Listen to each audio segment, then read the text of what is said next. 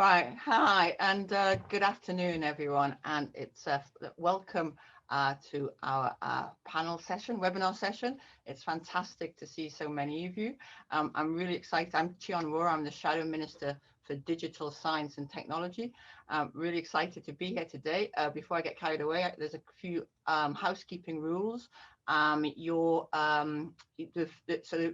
Please, if you hover at the bottom of your screen, you should see a Q&A box. Please put any questions you have, and I hope you have lots of questions in there. First half of this event will be a panel discussion amongst the panelists, and then afterwards we'll be opening up to questions, and we'll be recording this session for our own use and to help us with continued policy making.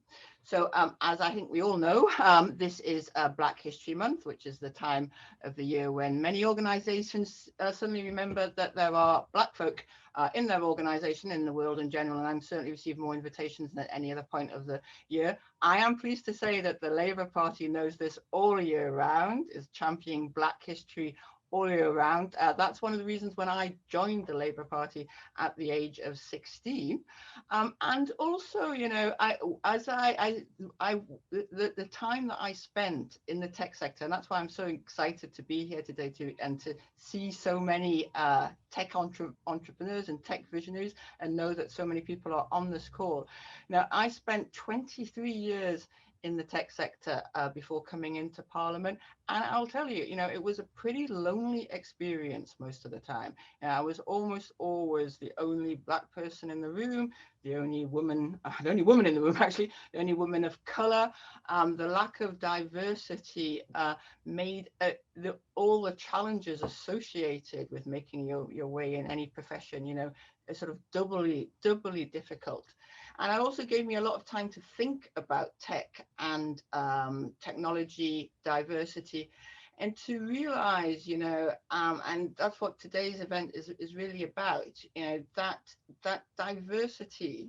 And that's what we say, and you know, within the Shadow Business team, and you know, diversity is not it's not a tick box exercise. It is an issue of social justice, but it is also a critical issue. It's a critical economic imperative, because without diversity and inclusion, you know, I think about all the kind of the tech applications that could be making our lives better, you know, if they weren't developed almost entirely by a very narrow demographic of society.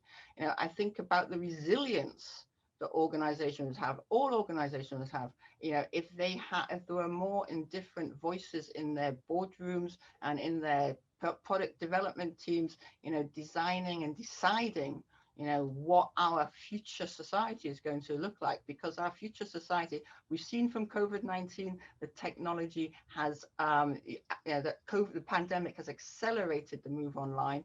You know, technology is only going to be playing a more and more important part in our lives. So, you know, today, as part of Black History Month, you know, we're going to be looking at, with our panel here, fantastic panelists, which I will introduce in a moment. We are going to be looking at sort of key issues around, you know, flexible work environment that, you know, that fosters inclusiveness, enabling equitable access to technology, challenging biases by raising awareness amongst employees. It's really important to recognize that the importance and challenge and opportunity of diversity isn't simply or even primarily an issue for the diverse employees within an organization or starting up their own business. And how we can make people aware, you know, especially at this time, of the importance of human relationships and mental support at a time like this, and particularly how as it impacts diversity and enabling direct, transparent, and authentic communication. And these can be really difficult conversations. I know these can be really difficult conversations to have in an organization. We need to make sure that the organizations are equipped to have them, but we also need to make sure that organizations recognize the importance of having them, and that they're not something to be put behind like the developing the business plan. This is, we need to see a step change in the nature of our digital economy, and a step change in the level of racial equity. I think we've talked about this in Black History Month. The Black Lives Matter movement has brought these issues throughout our society to the fore, and so it's really, important time to be having this conversation. And I hope this will be the first. I know this will be the first. I'll make sure this is the first of many that will continue.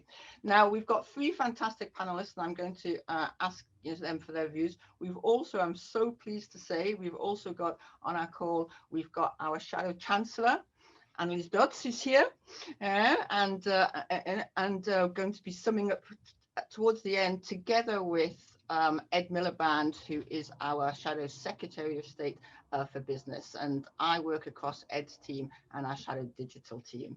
So with that, what I'm also going to do is ask each of the panelists to introduce themselves rather than me speaking for them. We've got fantastic experience that they have, that they're bringing to this discussion. And to help them introduce themselves, I'm going to ask each of them a question to get started. So I'm going to start with our first panelist is Ife Oruzoluki, and she is Inclusion and Culture Change Manager at the CBI. And I'm going to, if organizations, including the CBI, have highlighted the importance of reliable and accurate data to help improve workplace diversity.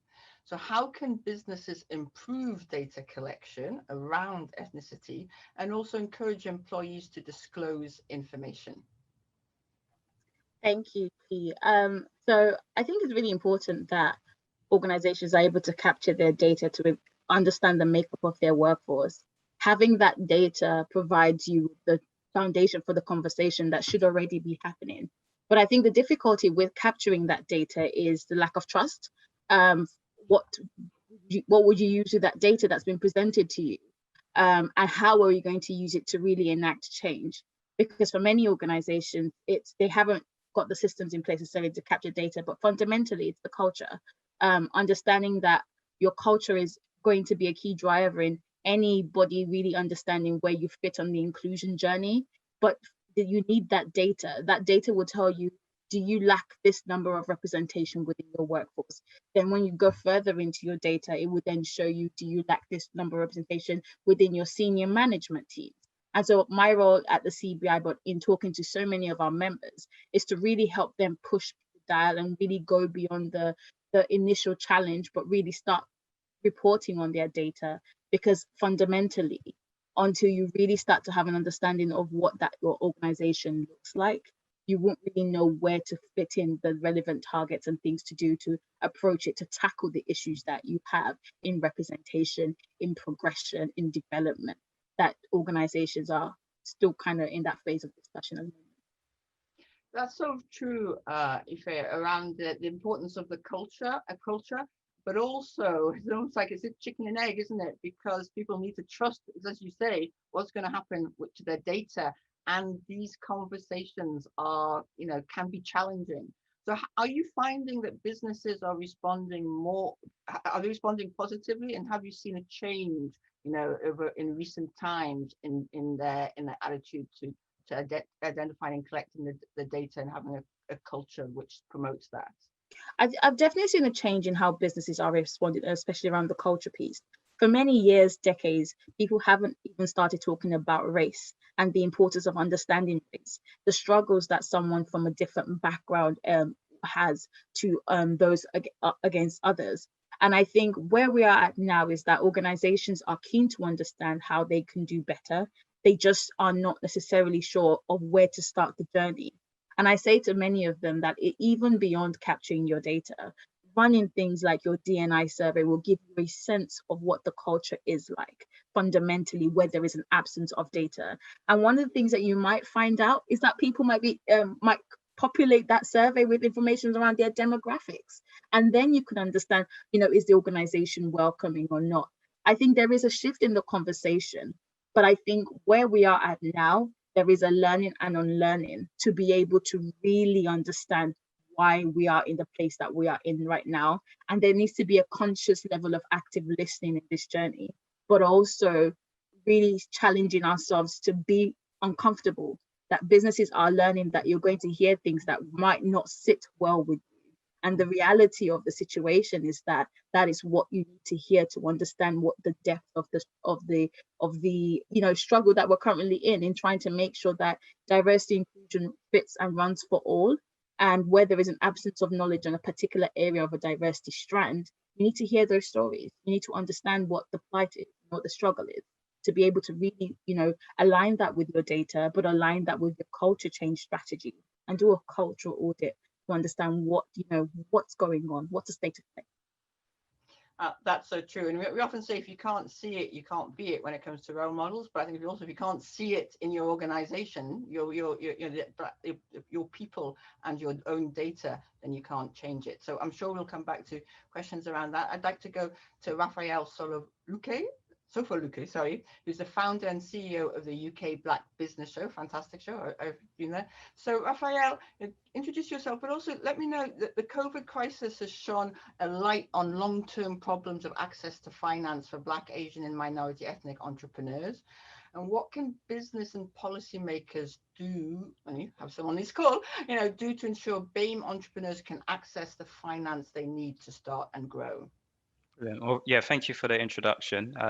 As mentioned, my name is Raphael. I'm founder of the UK Black Business Show, and also the Black Tech Achievement Awards as well. So the UK Black Business Show is the biggest business show in Europe for Black business owners and professionals. In regards to the question, I think kind of also relating to what Effie said, kind of going on that trust as well. I think, policymakers need to make, open forums for businesses. And they need to, trust the heads of these business communities to speak and converse around the problems and actually just, come up with solutions that fit both parties. So in short, these businesses need to, get together, they need to unite and speak as one community. But in doing so, they also need to, trust that the policymakers will carry out what they've said they will do. Working with a lot of Black-owned businesses, it comes up quite a lot. And I say this because, access to finance and the problems that stem from it, a lot of it is the lack of trust for BAME, particular Black businesses with the banks as well. So I think there's, a bunch of, solutions. Of course, business owners can actually, they can educate themselves on the funding process. But it's also for, policymakers setting up these platforms to make it easier for these businesses. So for me, it all starts with, collaboration, policymakers, and business leaders sitting down and us really just kind of understanding where the problem lies within the communities in terms of, accessing finance and making sure that we solve that. Those are really great points. And we know that one of the reasons that I helped set up the all-party parliamentary group for Black-owned business in Parliament was first because there wasn't one, but also because there was a real lack of of acknowledgement that Black-owned businesses were a major part, significant part of many constituencies up and down the country.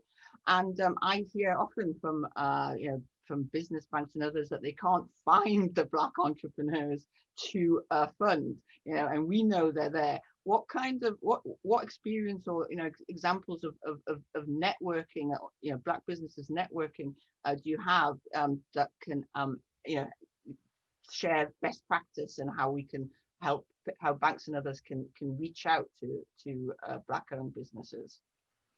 I think first of all, it's kind of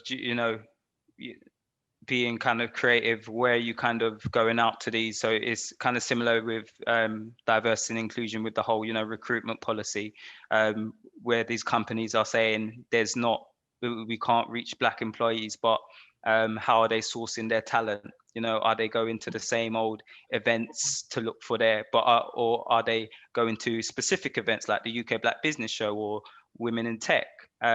Also making sure those people in the banks as well who are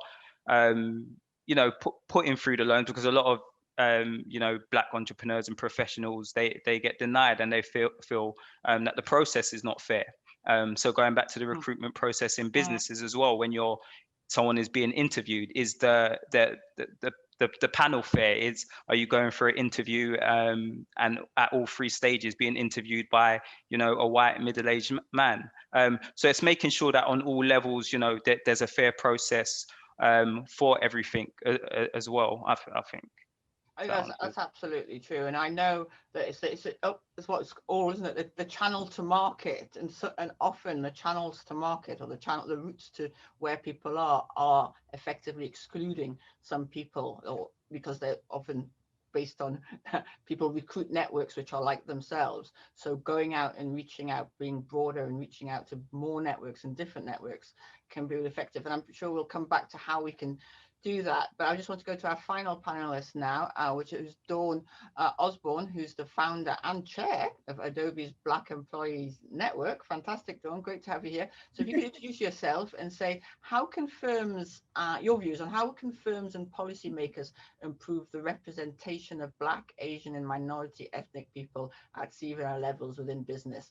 Because boy, does it need improvement. Oh, it does indeed, and thank you so much for that intro and for the opportunity to contribute today. So I'll just give a little insight of what we're doing at Adobe, and how we are approaching the issue of underrepresentation within the UK and across, you know, the global business as well. So for us, what we're doing is really targeting and removing those barriers that prevent the entry and progression of Black, Asian and minority ethnic employees. So the way that we're doing that is within our organization now, we have a Take Action initiative, which is a task force, which is designed to drive actionable change. And it works very closely in partnership with the Black Employee Network, obviously with me, and all of the functional owners across the business. But what's really important, and I think that's really, really key to change, is making sure that you're supported at a very, very high level. And for us, the Take Action initiative is supported and sponsored by our CEO. So we are taking very much a top-down, bottom-up approach, and hopefully meet in the middle and actually become, you know, get some success from that. So there are 2 key areas of our Take Action initiative that I focus on very much, which I think really answers this question. So the first of those is growth and advancement. So for me, that's about fostering greater leadership opportunities internally, making sure our employees that are progressing have the sponsorship and advocacy they need to support the development and advance their careers. In 2019, actually, Korn Ferry surveyed a group of Black executives, and they found that 86% of them said that having a sponsor and having somebody who supported and advocated for them was indispensable for their career progression. So we feel this is the right direction to take to help advance employees in amongst a lot of other things, of course. So the second of these is our hiring and recruiting, which has been mentioned. Absolutely, where is this pipeline? Okay, so we know it's there. So, you know, our focus, and this is where the Black Employee Network comes in, really leans into developing this robust talent pipeline and making sure we are doing the events. As Raphael said, we just did Black Tech Fest, which was very, very much focused on the Black talent pipeline, and really, really important for our business to actually showcase and say, hey, you know, we do have diverse people working in tech, because, you know, generally the consensus is that people, like you say, people don't see people like themselves, so they don't feel like it's a future career for them. So internally as a business, our internal policies, we are reducing bias internally with our systems and making sure we have that fairness across all demographic groups. And we are continuing to build a diverse workforce, and we have mandatory inclusion training, and we are building awareness with the networks that play a huge part in our Adobe culture. So that's how we move the needle. But for me, it's really engaging that senior leadership so it filters down through the organization. So that's how we're taking action. It's a long road. We have a lot more to do, but we're trying to be responsible and confident to set ourselves up for success in that area. Fantastic. That speaks to me so much when you talk about culture and leadership, because in the I work for different organizations, you could tell the difference. You can still be the only Black person in the room, but if the leadership and the culture was positive and promoting it, that would make such a difference into how inclusive and welcoming that organization would be. And on mentoring, I was almost exclusively mentored in my career by white men, necessarily, because there were very few women and none of color. How do you, but obviously senior executives are very busy people, and also they might find a white man mentoring a Black woman challenges herself. So how do you set out to recruit the right network of mentors and support them so they're supported to succeed and not fail? Interestingly enough, we have an ally program. We call them Ben Friends, and we've just it was established last year, but we have more members since the recent social injustices, and we have quite a few senior leaders within those allies, and we've started a mentoring program within the Black Employee Network where we can connect our leadership with members of the network to help advance their career. So we've just tried to make the right matches and obviously consulted both sides, but yeah, we've just started that program to connect the two together. Brilliant. Well, those are some number of really important topics. It's a huge sort of challenging area here, looking at both, the economics and as an economic imperative, and a cultural issue as well. And I'm really pleased. I'm going to go now to the two people who are driving, the next Labour government's economic policies, in fact, our economy of the future, and to ask it to give your responses to what you've heard. Now, I'll go to Annelies first, as I Shadow Chancellor.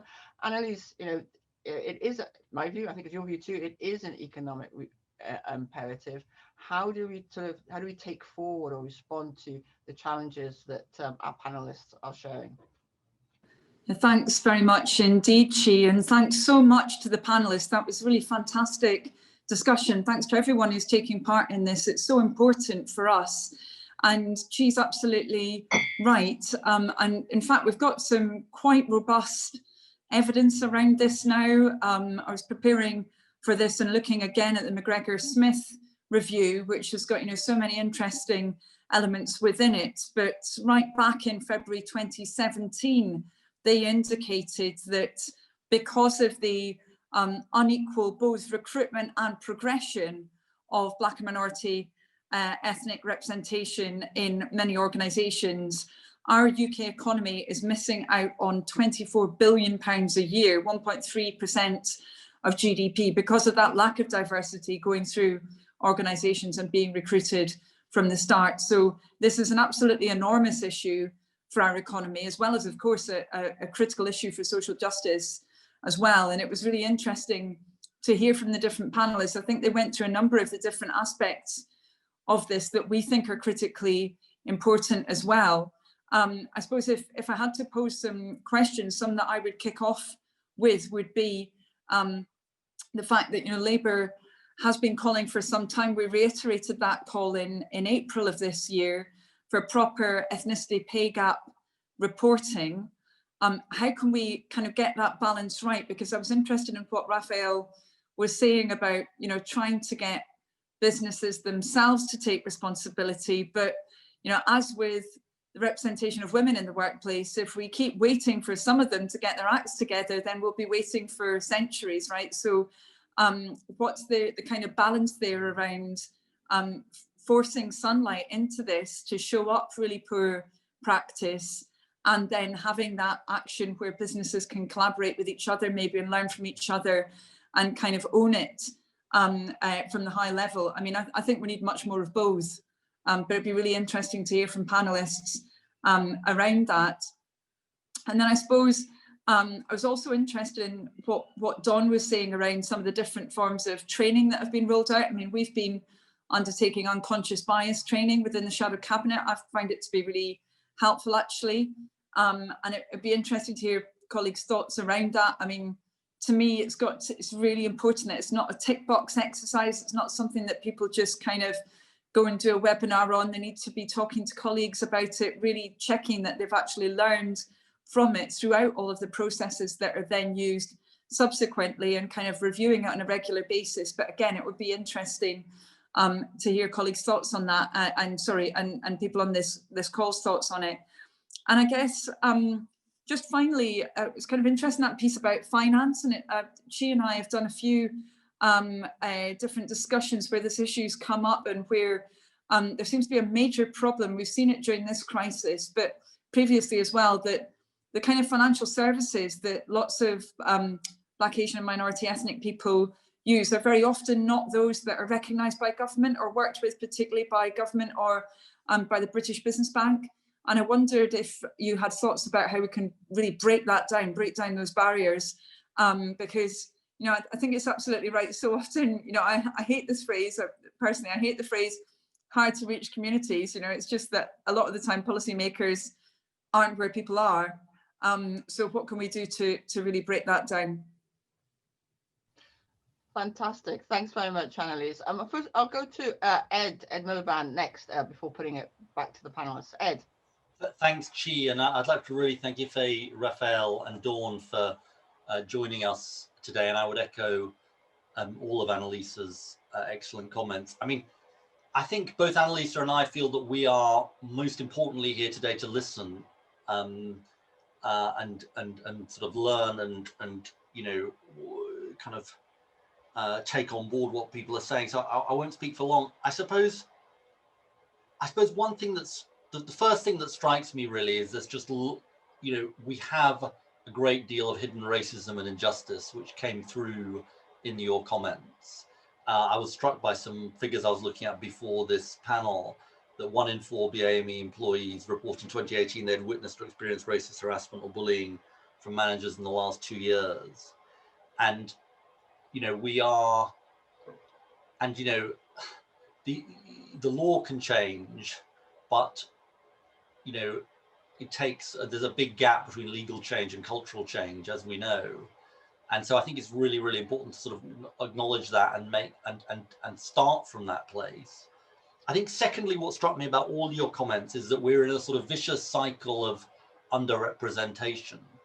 So the failure to have Black and minority ethnic representation at the top of companies, in banks, etc., then feeds that underrepresentation and feeds the you know, maybe, you know, mainly unintended injustice that Black people are facing. And so I think then the question for Annalisa and I and she is, what are the sort of, as Annalisa said with her questions, what's the sort of points of entry to kind of get into that vicious cycle and do something about it? And look, we should implement Ruby McGregor-Smith's review. I mean, what you know, it happened, then there was a year of sort of throat clearing, then there was a consultation. It's like, well, let's just get on and implement it. And I mean, I think it's really striking listening to Ife that, and this has been my impression as well, businesses are kind of way ahead of government here. Businesses are sort of trying to get it done, and government is sort of havering and saying, oh, well, maybe not, maybe, you know, maybe not so fast, let's do another review. Let's get on and implement it. I mean, similarly, just looking at the Parker review on sort of representation in boardrooms and so on, I mean, there's clearly still miles and miles to go in relation to that. And so, and obviously, you know, I was really struck also, I think, as Annalisa said, about what Raphael had to say about finance. And I mean, it just strikes me that, you know, this is an area where prejudice and negative stereotyping can really have just a massive impact on the prospects for businesses. And as Annalisa said, this is a justice issue, but it's also an economic issue. You know, we are losing out as a country as a result of this. And I'd be interested in what Raphael has to say about sort of beyond the McGregor-Smith review, beyond the Parker review. What are the ways to sort of, you know, intervene in that cycle? What are the things that are working? But you know, I really hope that Annalisa and I and she can be allies in this fight, because, you know, so it's good that we're doing a Zoom as part of Black History Month, but, you know, clearly we will rightly be judged on more than a Zoom. And, you know, I think it's, you know, we really, you know, these are the injustices and inequalities that we've got to deal with, that need to be tackled. And so I want to learn and for us to do better in doing that. Thanks so much, Ed. Absolutely. And I'm going to ask the panelists to hold those many comments in their minds whilst I'm going to ask, we've got John Lahell, who is from the Labour Business Exec, who wants to ask a question about accountability and leadership. John, you're there. Excellent. I think you need to unmute or be unmuted. Thank you. Thanks, Chi. We're just struggling a bit with tech there. I remember this time last year being in that really swanky office in Soho with Chi and Annalisa, where we talked very much about the same issues. And for me, one of the things that I really want to stress is how important leadership is on this. And once you've got leadership, making that leadership accountable to you as staff, to make sure that they're driving change in the organization. And I think, you know, too often organizations will do things around Black History Month, or in Diwali, they'll hand out some samosas and things. And actually what we're talking about here is something far more strategic that we want from our leaders, which is about driving that change from the top. You know, that means that got to measure, because if you measure, you manage. And when you measure, you've got to disaggregate your data, because it's very well saying more than 50% of our staff are women, but if all those women are in junior roles, that's not doing anyone any good. Likewise, if we disaggregate our data, we'll understand that actually we've got a massive problem here in that we're not hiring enough, say, Black men in the organization. And once you measure it, then you will be able to do something about it. And if you make sure that those staff are accountable. Likewise, I don't think we can wait another 4 years for a Labour government to introduce mandatory ethnicity pay reporting. But some organizations have already started doing it. You know, Barclays has started doing it, ITV has started doing it. So again, say to your bosses, look, you know, we think there's a problem here. We need to measure it, and let's be transparent about this and publish that data, and again, do something about it. And then you're going to think far more strategically about what do we need to do in terms of our recruitment? What do we need to do in terms of our retention and progression? And the final point I'd make is that boards and finance directors have to feel the heat on this, and then you'll start seeing some change. So let me give you a couple of examples. Legal & General have said there's 37 FTSE 100 companies that have all white boards. You've got 15 months, and you better start having some ethnic minority representation on those boards, or we're going to start pulling away as investors in those companies. Likewise, we've got to think of the public pound. Public procurement, you know, we need to set some really serious benchmarks so that then we say, well, look, the people who get the public pound in terms of the companies that are commissioned to deliver things like test and trace are the companies that recognize the importance of having diverse leadership and people throughout, and tackling the ethnicity pay gap, all of those things that we're asking about. Thank you. Thanks so much. So that is a lot there. So to respond to, together with what John said, we've got the role of government, unconscious bias training, informal finance, and moving beyond reviews and action. So I'm going to ask Ife and then Raphael and then Dawn to respond on each of that, and then we'll open it up to questions. No, What do you want to respond to? Oh, thank you. No, I think it's really important that, you know, there's a lot has been said around culture, data, but also access to finance. But on the culture bit, fundamentally, there is a lot that needs to be unpicked. And I think the point that John has made around leadership is pivotal. The changes that we have seen at the CBI in terms of people now being vocal to talk about race openly and comfortably and also challenging, you can't get that in a day. It takes a lot of work. But what you have to do as a leadership team and as any organization is really be uncomfortable in having that conversation. You can't really begin to dissect the issues around recruitment when you haven't understood your data. You know, I've heard so many, when I started the role, I heard so many times you couldn't find the talent, but the talent is there. It's how you go about it. What are the agencies you're using? Who are you joining on board to get you to really make that change? Progression is the most important factor for any Black, Asian, or minority ethnic group in any organization. And we talk about it today because really and truly, there hasn't been that opportunity for progression. What is the pipeline? I always say to everyone, when you're looking at progression, what are your moderators? What's your data showing on those that are progressing? How are you ranking them? How are they actually, where do you see the drop off? Where do you see the progression? What's the pipeline? Because fundamentally, even if you bring the talent into the organization, if the culture is not suitable, if there is no route to progression, whether there is a role model at the top or not, they will leave because they don't see it as a place for them. So organizations have a role in doing this. And part of the conversation that comes from all of these things is training around bullying and harassment, training around microaggressions, training around, allyship and privilege. Those are the conversations that we have to fundamentally change your culture. You need to understand the privilege you have to be able to understand how you can be an ally. You need to be comfortable with saying the word Black because people are Black or brown or Asian. And people are worried genuinely that if you say it, you're going to cause an offense, and you're not. And I think if we don't start to really get uncomfortable in our learning and really challenge ourselves to look beyond what we've currently always done and the status quo, you're going to be in a really cyclical change and a problem. And I think on the unconscious bias training, whilst it's very good, one of the things I always say to people is, what is your conscious bias? Because we talk about things like recruitment, like blind CVs and things like that.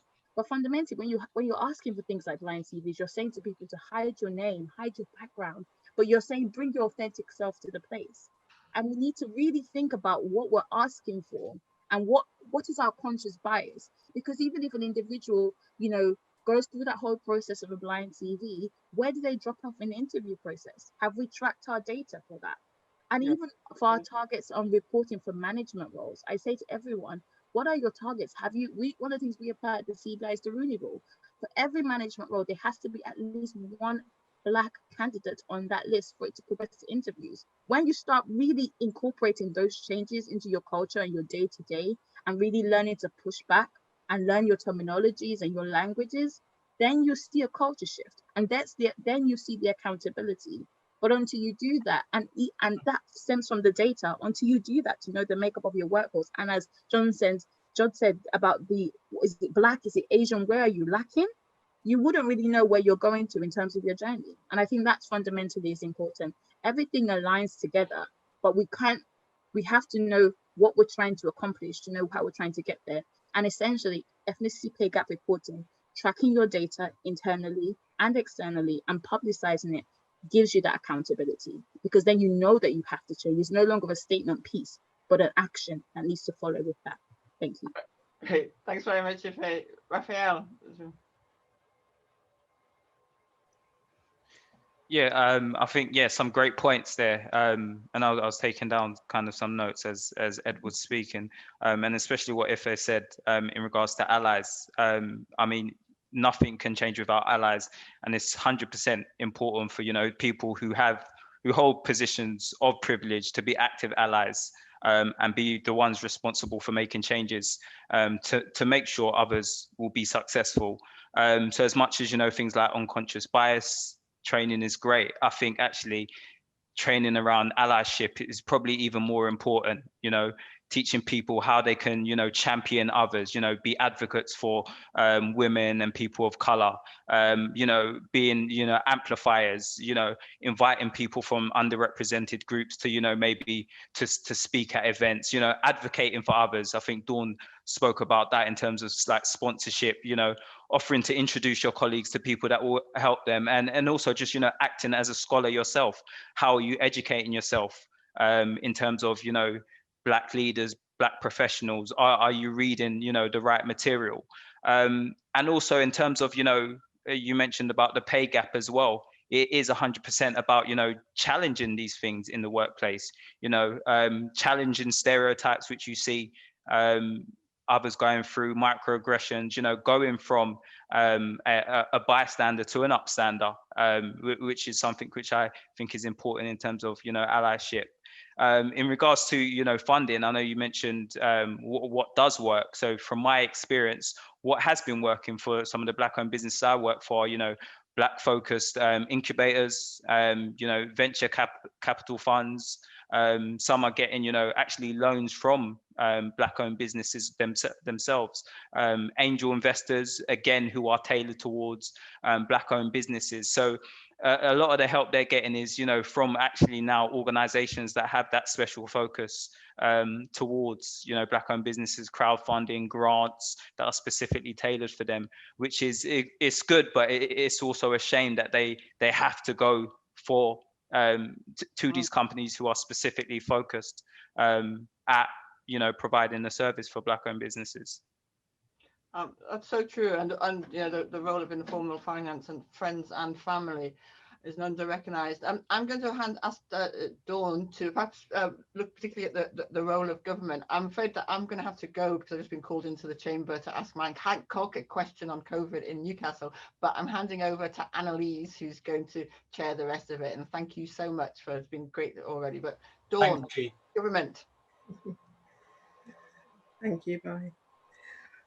Okay, so a lot's been said, and it really does resonate. But there's a couple of things that really stick out for me. So the leadership aspect, absolutely. You know, without that sponsorship at leadership level, I don't think anything within an organization will change. And you know, I'm very pleased to say that Adobe, you know, we had that CEO sponsorship, and we have those conversations with, as in the Black Employer Network, have those conversations with our CEO directly, which I think is really, really important for him to hear our voice, the voice of the people.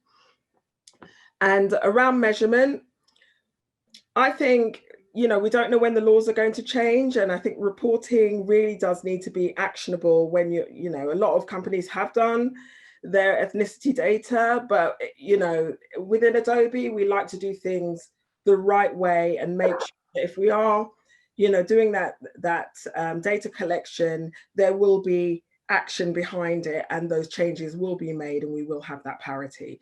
So I think that's a really important thing to think about. And then when it comes to allies, is something that Raphael mentioned. What I find when you're trying to make change in a business is actually there's a lot of talk, but people don't actually know how to help. And sometimes your allies are there, but they don't know how to help you. So for example, with our ally program that we run, I've aligned all of those allies to our focus pillars. So they are assigned to mentoring, they're assigned to the talent pipeline, and they can actually physically get involved and help to make those changes. So I think, you know, there's a lot going on, a lot being said. It can be quite paralyzing actually for those people who want to help. So in order to move the needle and for people to work together, that's how I've aligned our allies so they can actually help us shift and change what's going on internally. Brilliant. Thank you ever so much, Dawn, and thanks very much everyone else who's responded. We've had a question that's been posed within the chat function, and I was going to kind of rephrase another one as well that has been asked. So maybe if I could ask the panel for another round on these two coming up. So it's been pointed out that a study in 2019 found there are more chief execs called Steve than from an ethnic minority in the FTSE 100. It's pretty appalling, isn't it? It seems that a change in culture is required at senior management level before we start to see significant change in hiring and working practices within large organisations and listed companies when it comes to greater diversity and inclusion. How will Labour ensure corporate culture is changed in Britain so companies operating in the UK don't just pay lip service to increase diversity throughout the workforce, but actually do something about it. And I think it'd be really helpful to hear from the panelists. I mean, I thought it was fascinating, Dawn, there talking about a case where, you know, that there is senior leadership on some of this, but how do we really push that up the agenda and make that much more of an issue for boards? I mean, it's interesting, the previous discussion about kind of potentially investors linking this to, you know, their approach towards different companies. But do we need more hard measures in there? Do we need to do more? And then I guess the other question that I had kind of related to some of the comments that Mariana has been putting into the function is, you know, how can we achieve more in the short term? You know, it does feel a bit like Groundhog Day. You know, we do find that we're discussing these issues quite a lot. We had, you know, that review we were talking about, you know, well, more than a couple of years ago. Now the McGregor-Smith review, we haven't seen that progress. So what more can be done now, and what could we do, I suppose myself, Ed and Chi, to make sure we continue these discussions with you, so that we're really putting as much pressure on as possible. I wonder if you had any comments around that at all?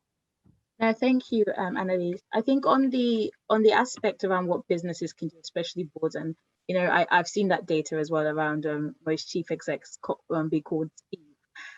Something that the CBI recently launched the 1st of October was to change the race ratio, which is a build on from the Parker Review, calling on businesses to change their board, ExCo and ExCo -1, and doing it by a specific date. And part of that leads into that is what we've been talking about today, which is the culture piece, but also the data and the reporting. But fundamentally, it's also linked to the business in itself. For business to change, inclusion, and especially on the race part, needs to be part of your business strategy, which is something that we've done at the CBI. Everything that's linked to our D&I is part of our business strategy. Everybody owns an objective that is linked to it. Because if, like you say, if you don't own it, how does it get done? And that's how you're going to do it as a business. You have to embed it. So it's not an add-on, but a part of. Because I say to everyone, when they win, which is all of us, I win, which is all of us, we win. And if we don't start to see that as a journey of progression towards real change, and really understanding that there's an intersect that falls within it. When we're talking about this today, you know, you could be a Black man and a Black woman and have different journeys, different challenges in the conversation of inclusion. But we don't see it as intersect. We don't see it as a collective. We see it as, well, okay, so it's a Black person's issue, or it's somebody's issue. But it's every business and business leaders need to understand that as you commit to recruiting more diverse workforce, you are committing to really changing your culture to fit those diverse workforce, so it reflects the society that we live in. And part of that is about creating those targets for change. Part of that is setting your staff objectives for change. And part of that is having those honest conversations with your networks internally, as Dawn has been talking about. Your Black and ethnic and Asian and all your minority groups that you have within your organization, sit them down, hear their stories, and challenge yourself to act. The one thing I say to everyone, as well as embedding this into your business strategy, create an action plan and actually challenge yourself on where you are in the journey and where you need to be by 2020 or 2021, but also make sure that it's not just owned by HR, it's owned by the business, and you have an executive sponsor on that, leading that conversation. That's one of the things that we've done. Every network has an executive sponsor that is owning the strategy of their network, because essentially, if they don't understand, how will it get done? So we're bringing you onto it, and we're doing a kind of reverse mentoring. So you have everything working in harmony. The only thing that's stopping people from really making it done is yourselves. And we really need to have a conversation as to why. Why haven't we progressed? Because we have seen the Parker Review, we've seen the McGregor Review. So much more can be done. We just start the journey and get ready to feel uncomfortable, because we are all learning together. Great, very good advice. Thank you very much indeed. That's really helpful. Raphael, is there anything you would add to that? Sorry, just trying to. Have I muted myself? Yeah, cool. Yeah, so I would completely agree. I think it starts with 100% buy-in from the senior leaders. As much as you want, you know, diversity to happen within an organization, if the person doesn't believe from the very top, then there's no way it will be able to trickle down. An example is, you know, we work with UK Black Business Show, we work with JP Morgan, and they've got their program Advancing Black Leaders. And their boss, Jamie Dimon, he's very passionate about, you know, diversity and inclusion. And that's kind of evident through, you know, a number of the practices that they put in place within their organization. But for me, you know, diversity and inclusion, it goes beyond, you know, the metrics. It's about, you know, diversity of thought. It's about, you know, bringing diverse perspectives together on the table. Actually, you know, creating an environment that reflects communities where, you know, we work and serve. You know, it's well known that actually, you know, diversity is a key driver for business success for any organization. So it's not, you know, just a nice to have, it's also, you know, smart and a strategic thing to do. I know Chi was mentioning, talking about technology as well. It's very good for business in terms of, you know, fostering innovation with, you know, new products and customers and clients. But yeah, for me, the most important thing is having that buy-in from the top, creating, you know, an actionable plan, as Ife mentioned, and holding people accountable to it as well. But also just making sure we're also having this discussion all year round as well, in relation to the second question, making sure that, you know, it's not something that we just bring up every October. Like Chi said, that, you know, I'm fully booked this month.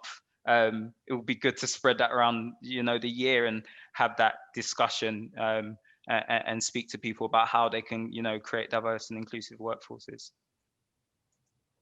Absolutely, absolutely. Thanks very much indeed for that. Dawn, is there anything that you would add? And then I'm going to try and squeeze in a last little section of questions after that. I think everything's been said, and I love what's being said, by the way. It's really in line with a lot of things that we are doing at Adobe and the things that we aspire to do. So, you know, our core message really is to just do the right thing, what's good for business, but also what's good for the people. And just hope we can be an inspiration to everybody, and know that it's not going to change overnight. We just have to keep going and just and you know, we'll get there in the end, as long as people are committed to the cause. Brilliant, brilliant, thank you. But just to finish off, it's always the same, I find, when you're having such an interesting conversation. People get warmed up in the chat function, the Q&A starts buzzing with people's comments, which are so helpful. I'm just looking up, there was a really interesting thought from someone who's on here, and I have to say it's something that I've heard so often coming from people. Oh, I can't find it now. That's really irritating. Anyway, it was a comment from one of the. I think it's in answered, Annalisa. It's gone into answered. Sorry, that was my fault. Ah, okay, fantastic. Yeah, it was basically, the point was that you know, so often we find that actually there will be a situation where organizations will say that they're committed to diversity and inclusion, but in practice, they'll be hiring very, very small numbers of people who aren't, you know, white graduates from particular universities. And I find it now, and this attendee was saying that actually they're the one who always gets asked to go to job fairs and that kind of thing, and really feels that they're kind of, I guess, being kind of used in the token women of colour at their work. And it'd be interesting to hear people's thoughts around that, because it is something that, you know, I hear quite a lot from people, and it really causes a lot of frustration. How can we move beyond that tokenistic approach and really get meaningful engagement? And then one last question as well, just about procurement. I know this was raised by a previous question about how can we use procurement to become more progressive and empower Black-led enterprises and business and voluntary and community organizations. So any last thoughts on those points from anybody on the panel? Do go ahead if you've got any thoughts. Ife, is there anything that you would say on that? So I think on the point that was made around the tokenistics bit, you always are gonna, that's the conversation I always get from people. One of the other things that someone shared with me the other day and to look at it is that by you coming out sometimes and being that person that's seen at that place, it makes people feel like that's an organization for them. And actually, there is something that organizations need to do about making sure that it's not a tokenistic, and that will be reflected in what they do, whatever it is that their actions that they've set out to do. But representation also matters. And I see that people see that when there's an absence of representation, you don't know if this is an organization for you. But what the person, or I say to people, what I do as an organizer, as a person, is I challenge on where are we progressing on this? Because it's okay to send me out to go and speak on something. But actually, what are we doing internally to really shift the dial? Because that's the real conversation that should be had. Because then you start to make changes in your organization to really make sure that representation is important. And it's not just the you, but the many of you. But then it's also about making sure you're engaging with those other diverse businesses to help you do that. It's not that just one person going out for recruitment to help you. Why haven't you engaged with organization ABCY? Like, why haven't we done that? Because that's also a testament of where we are in our journey to showing that we are committed to inclusion and increasing diversity, not just sending the one. So I would say to businesses, really think about your supply chain and really think about who you're engaging with to help you diversify your workforce. So it's not just that one individual going out, but for that individual, representation matters. And people need to see more of us that are in doing things in businesses at the top. And if they don't see that, they think that it's not for them. So it's a balance. That's really helpful. Thank you. That meaningful representation being so important. That's great. Raphael, anything that you would add? Yeah, I think also kind of agreeing with Ife, just, you know, authentically positioning, you know, your company as a diverse and inclusive brand. So, you know, not just getting the token black guy or the token gay guy or woman to be the face of a campaign. Make sure you're actually practicing it. I think the worst thing is, you know, for someone to come to a diversity event and see, you know, a black person representing the company, and then they end up going there, and in fact, it's completely the opposite. So it's about actually, you know, making sure that you're doing the right things within the organization. Yeah, I think those are the main kind of points that I wanted to raise on that. Brilliant. Thanks very much indeed. Dawn, anything that you would add? Yeah, the only thing I would add was it was to also agree that that representation is really, really important. And, you know, we've done careers events in the past, and the consensus is from these young people is, oh my gosh, I didn't know Black people worked in tech. So you have to show up. You've just got to show up. It's difficult, and it's sometimes it's a bit of a heavy lift, but it really does make a difference. And I've seen that, you know, where people have come back and said, you've been totally inspired us, and we've gone off and we've started this organization, or we've done this. So it does matter. Representation matters. Brilliant. Well, I think that's an excellent point for us to finish on. Look, thanks so much to our panelists. Can I just say one tiny thing, because I've just been meaning to respond to it in the chat. I mean, one thing I would say from our point of view, targets legislation does matter. When I started working in the House of Commons, I worked for Harriet Harman. When she was elected to Parliament, 2% or 2.5% of MPs were women. Now, Labour introduced all women shortlists before 1997, massively controversial. And I noticed somebody saying that from the anonymous attendee from the tech world about the best person for the job. And too many Labour parties thought it was always the best man for the job. It has massively changed, you know, Parliament. I mean, we are now, look, Parliament is still not gender equal, but the Labour Party in Parliament is gender equal. And you know, often people say, oh, are targets really the answer? I mean, I think John Lahal said this really well, and all the panelists said it. If you set a target and people have to meet it, things change, I think. I mean, it's not the only thing, because it doesn't, you know, there's things you've got to do beyond that. But I think it really, I don't want to compare different injustices, but I think you'd agree, Annalisa, that all women shortlist thing massively changed, certainly the culture of our party.